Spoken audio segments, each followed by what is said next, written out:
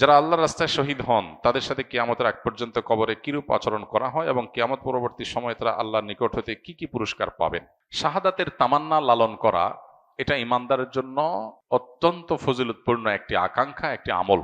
যদি কোনো মানুষের শাহাদাতের কোনো স্বপ্ন না থাকে তাহলে তার মৃত্যুটা অনেকটা মুনাফিকের মৃত্যুর মতো। কারণ একজন মানুষ মুখে বলবেন আমি জান্নাত বিশ্বাস করি, আখিরাত বিশ্বাস করি, আল্লাহর সামনে দাঁড়ানো বিশ্বাস করি, তাহলে সে জান্নাতে যাওয়ার জন্য মরিয়া থাকবে না, এটা তো হতে পারে না। শাহাদাত হলো জান্নাত লাভের সবচেয়ে শর্টকাট পথগুলোর একটা, সবচেয়ে সংক্ষিপ্ত পথগুলোর একটা হলো কি শাহাদাত। হ্যাঁ, মানুষের হক নষ্ট করে থাকলে সেটা কিন্তু শাহাদাতেও কুলাবে না, এটা খুব ডেঞ্জারাস। কাউকে অন্যায়ভাবে অনাচার করেছেন, জুলুম করেছেন, হক নষ্ট করেছেন, টাকা মেরে খেয়েছেন, তাহলে এইটার প্রতিকার আপনাকে দুনিয়াতে করতে হবে, তার কাছ থেকে মাপ চাইতে হবে, আদায় করতে হবে। এই ছাড়া আর বাকি সব গুনাহ শাহাদাতের মাধ্যমে আল্লাহ তাআলা মাফ করবেন ইনশাআল্লাহ তাআলা। কোরআনে কারীম আল্লাহ বলেছেন ওয়ালা তাহসাবান্নাল্লাযীনা কুতিলু ফি সাবিলিল্লাহি আমওয়াতা বাল আহইয়াউন ইনদা রাব্বিহিম ইউরযাকুন। শাহাদাতের অন্যতম একটা মর্যাদা হলো শহীদদেরকে আল্লাহ তাআলা বিশেষ জীবন দিয়ে রাখেন। মানুষ মারা যাওয়ার পরে কবরে আমাদের কাছে সে মরা লাশ হতে পারে, কিন্তু তার অনুভব করবার মতো শক্তি আল্লাহ দিয়ে তাকে কবরে জান্নাতি হলে জান্নাতের নেয়ামত, জাহান্নামী হলে জাহান্নামের শাস্তি তাকে উপভোগ করান।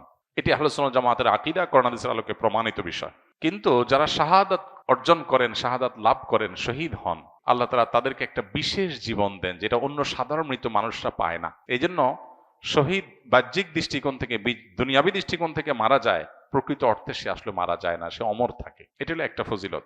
আর তারা আল্লাহর কাছ থেকে রিজিক প্রাপ্ত হয়, স্পেশাল রিজিক, যেটা অন্যরা পায় না। শহীদদের আরেকটা মর্যাদার বিষয় হলো কিয়ামতের ময়দানে শহীদরা যারা যে অবস্থা শহীদ হয়েছেন ওই অবস্থা তার শরীরে সে রক্ত নিয়ে, সে শাহাদাতের লেবাস নিয়ে সে অবস্থায় সে উঠবে, সবাই দেখলে বুঝবে এই লোক মহান শহীদ, মর্যাদাবান আল্লাহর কাছে, এবং অন্যদের কাছে তার মর্যাদা ফুটে উঠবে, প্রমাণিত হবে। আল্লাহ কোরআনে কারিমে বলেছেন ইন্নাল্লাহা আশতারা মিনাল মুমিনিনা আনফুসাহুম ওয়া আমওয়ালাহুম বিআন্না লাহুমুল জান্নাহ। কেউ যদি তার জীবন সম্পদ সব আল্লাহর রাহে কোরবান করে দেয় তাহলে তার বিনিময় হলো শুধু জান্নাত, তার বিনিময় শুধু কি জান্নাত। শহীদের আরেকটা বড় মর্যাদার বিষয় হলো আল্লাহ তাআলা কোরআনে কারিমে আল্লাহর নেয়ামত প্রাপ্ত মানুষের যে তালিকা উল্লেখ করেছেন সেই তালিকার সবচেয়ে শীর্ষে হলেন নবী রাসূলগণ, আল্লাহর নবীগণ, রাসূলগণ। এরপরে আল্লাহ উল্লেখ করেছেন সিদ্দিকগণ, যারা নবী রাসূলদের সহযোগী সহচরের ভূমিকা অবতীর্ণ হয়েছেন, যারা পরম সত্যবাদিতার পরিচয় দিয়েছেন, ভেতর বাহির এক, পিওর মুসলমান। সিদ্দিক ইমানদারদের সর্বোচ্চ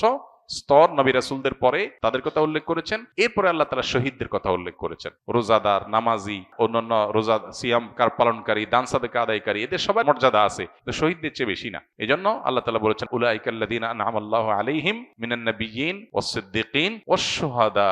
এরপরে বলেছেন ওয়াস সালিহিন। আল্লাহ এখানে কয়েকটা ক্যাটাগরির কথা উল্লেখ করেছেন, চারটা ক্যাটাগরি। এক, নবী রাসূলগণ যাদেরকে আল্লাহ নেয়ামত দিয়েছেন, আল্লাহ নেয়ামত পেয়ে গেছে এবং পাবে নিশ্চিত, এক হলো নবী রাসূলগণ। দুই হলো সিদ্দিকগণ, আপার ক্লাসের ইমানদারগণ।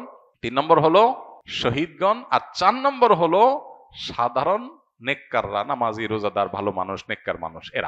এরা পরে, তাদের আগে হলো শহীদদের মর্যাদা। এটা হলো শাহাদাতের আরেকটা ফজিলত এবং শহীদদের আরেকটা মর্যাদা।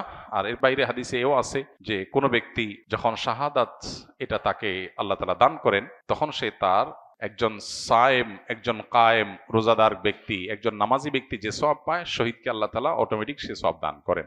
এরকম শাহাদাতের আরো বহু মর্যাদা রয়েছে। আল্লাহ তাআলা আমাদের সবাইকে শাহাদাতের তামান্না, আকাঙ্ক্ষা, স্বপ্ন অন্তরে লালন করার তৌফিক দান করুন। আল্লাহর সন্তুষ্টির আশায় আমাদের সবসময় শাহাদাতের তামান্না যেমন লালন করতে হবে এবং শাহাদাতের জন্য সিরিয়াসলি প্রত্যাশীও হতে হবে। আল্লাহ আমাদের সবাইকে সে তৌফিক দান করুন। কোন দল বা ব্যক্তি অপকর্মের গুনাহের ভাগ সেই দল বা ব্যক্তির সমর্থনকারী ব্যক্তির উপর বর্তাবে কিনা জানতে চাই। কোনো ব্যক্তি যদি কোনো দলের অন্ধ অনুকরণ করে, এমনকি দল যদি অন্যায় অনাচার করলেও সে সেটা সমর্থন দেয়, অথবা সে জানে কাউকে সমর্থন করলে সে দিন শেষে তার নিজের টিকে থাকার প্রয়োজনে, তার ক্ষমতা রক্ষার প্রয়োজনে সে হয়তো খুন করবে, হয়তো অন্যায় করবে, হয়তো অনাচার করবে, এগুলো জেনে শুনেও যদি কে তাকে সমর্থন করে, অবশ্যই তার গুনাহের দায়ভার তাকেও বহন করতে হবে। কারণ নবী করিম সাল্লাল্লাহু আলাইহি সাল্লামের বহু হাদিস রয়েছে বিষয়ে। কোরআনে কারিমে আল্লাহ বলেছেন ওয়ালা তাআওয়ানু আলাল ইসমি ওয়াল উদওয়ান, পাপ সীমা লঙ্ঘনের কাজে তুমি সাহায্যকারীর ভূমিকায় যেও না, সাহায্যকারী হইও না। কেউ একজন অন্যায় করছে, তুমি তার সাহায্যকারীর ভূমিকায় চলে গেলে, তুমি তার সহযোগীর ভূমিকায় চলে গেলে, এটা অন্যায়, এটা অনাচার। তো এই জন্য এই বিষয়গুলো থেকে আমাদের বেঁচে থাকার সর্বোচ্চ চেষ্টা করতে হবে। আল্লাহ আমাদের সবাইকে সেই তৌফিক দান করুন। আমি হয়তো মনে করছি আমি একটা দলকে সাপোর্ট করলাম বা একজন ব্যক্তিকে, একজন নেতাকে সাপোর্ট করলাম, এতে কি আর হবে? অথচ এর মাধ্যমে যত খুন, যত অন্যায়, যত অনাচার, যত মানুষের অধিকার লঙ্ঘন হবে, যত মাস্তানি হবে, এমনকি ইসলাম বিরোধী কাজ যদি হয়, দেশ বিরোধী কাজ যদি হয়, তিনি যদি দুর্নীতি করেন, তিনি যদি চুরি ডাকাতি করেন, তিনি যদি অন্যায় করেন, চাঁদাবাজি করেন, যাই কিছু করেন অপকর্ম, এর দায়ভার আমার কাছে কম বেশি আসবে, আমাকে নিতে হবে, কারণ আমি তাকে সাহায্য করেছি এই কাজগুলো করার ক্ষেত্রে। অত্যন্ত দায়িত্বশীলতার ব্যাপার এটা। এজন্য দেশ, দেশের মানুষের স্বার্থ, মুসলিম উম্মাহ এবং মিল্লাতের স্বার্থ, এটা মাথায় রেখে প্রত্যেকটা পদক্ষেপ আমাদের নেয়ার চেষ্টা করতে হবে। আমাদের নেতৃবৃন্দকেও আমরা দোয়া করি আল্লাহ তাআলা তাদেরকে আমাদের দেশের কল্যাণে, মানুষের কল্যাণে, মুসলিম উম্মাহর কল্যাণে কাজ করার তৌফিক দান করুন। মানুষের চাহিদা, মানুষের চাওয়া, পালস বুঝে যেন তারা চলতে পারেন। তারা যেন ভিনদেশীদের চেহারার দিকে তাকায় না চলতে হয়। তারা যেন মানুষের চাওয়া অনুযায়ী বা মানুষের মনের যে আকাঙ্ক্ষা, ধর্মপ্রাণ মানুষের মনের আকাঙ্ক্ষাকে যেন তারা বাস্তবায়ন করতে পারেন। আল্লাহ তাদেরকে সেই তৌফিক দান করুন। আমার বন্ধুর বাবা ঘুষের সাথে জড়িত। এই অবস্থায় বন্ধুর কাছ থেকে কোনো খাবার বা উপহার গ্রহণ করা কি যাবে? যেহেতু বর্তমানে আমার ছাত্র এবং নিজেদের অর্থ উপার্জনের সক্ষমতা নেই। আমরা ছাত্র এবং নিজেদের অর্থ উপার্জনের কোনো সক্ষমতা নেই। কারোর যদি উপার্জনের মধ্যে হালাল হারাম মিশ্র থাকে, তাহলে সেক্ষেত্রে এইরকম ব্যক্তির উপার্জন থেকে হাদিয়া তোহফা দিলে সেটা গ্রহণ করা হারাম হয় না মৌলিকভাবে, কারণ হালালও আছে, হারামও আছে। আপনি যদি জানেন যে হারামটা থেকেই শুধু দিয়েছেন, ফিক্সড হারামটাই কামাই করে এনে দিয়েছেন, তাহলে সেটা আপনার জন্য খাওয়া যায় না। কিন্তু যদি সেটা না হয়, তাহলে হালাল হারাম মিশ্র হয়ে গেলে, হালাল যেহেতু আছে অতএব নিশ্চিত হারাম না, এটা আপনি খেলে সেটিকে হারাম বলা যাবে না। তবে ইমানদার সন্দেহ শুবহাতের ঊর্ধ্বে ওঠার চেষ্টা করতে হবে। অতএব ইমানের দাবি হবে এটাকে স্যাক্রিফাইস করা, যে আমি এটা গ্রহণ করলাম না। ছাত্র মানুষ আমরা বেশিরভাগ নিড, যেগুলোকে নিড মনে করি, এগুলো আসলে নিড না। এগুলো চাইলেও আমরা এগুলো ছাড়া চলতে পারি। বেশিরভাগ প্রয়োজন এরকম। সাহাবা ইকরামের জিন্দেগি দেখেন, একটা বা দুইটা খেজুর খেয়েছেন, বাস একবেলা ডিনার বা লাঞ্চ হয়ে গেছে। জীবন কত ইজি ছিল। আমরা জীবনটা কেমন কঠিন বানায় ফেলছি। বা আজকের পৃথিবী, বস্তুবাদের দুনিয়া এমন ভাবে কঠিন বানিয়ে ফেলেছে, বাঁচতে হলে লাখ লাখ টাকা লাগবে, হাজার হাজার টাকা ছাড়া বাঁচতে পারবো না। এটা মানসিকতার ব্যাপার। আমি যদি চিন্তা করি আমি খুব অল্পতে আমি সুখে থাকবো, আমার জন্য সেটা এনাফ হয়ে যাবে। এই মানসিকতা যদি আমরা লালন করি, তাহলে আমরা কেউ আসলে অভাবী না। প্রত্যেকটা মানুষেরই কম বেশি চলার, জীবন বাঁচানোর ব্যবস্থা আলহামদুলিল্লাহ আছে।